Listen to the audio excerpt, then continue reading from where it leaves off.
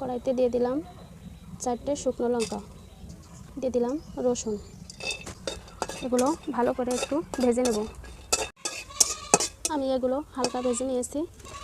এলাচ ফল, পাঁচফোড়ন দিয়ে হালকা করে একটু ভেজে নেব। আমার এগুলো ভাজা হয়ে গেছে। এবার কড়াইটা চুলায় বসিয়ে এবার দিয়ে দেবো চিনি। এবার একটু পানি দিয়ে দেবো, দিয়ে একটু চিনিটা গলিয়ে নেব।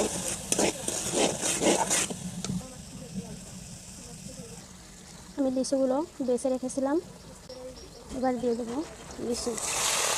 এবার দিয়ে দেবো লবণ, এবার দিয়ে দেবো হলুদ, নিয়ে নেব। কিছুক্ষণ জাল করে নিয়েছি। অল্প পরিমাণ মরিচের গুঁড়া দেবো, 2-1টা তেজপাতা দিয়ে দেবো, রসুন বাটা দিয়ে দেবো, ভেজে রাখা সেই মশলা দিয়ে এভাবে নাড়তে থাকবো। আমার লিচুর আচারটা হয়ে গেছে। এবার 2 চামচ ভিনেগারটা দিলে অনেক দিন পর্যন্ত রেখে খাওয়া যাবে। আমার আচারটা হয়ে গেছে। এবার চুলা থেকে নামিয়ে নেব। আমার আচারের কালারটা খুব সুন্দর হয়েছে, সেন্টও খুব ভালো হয়েছে।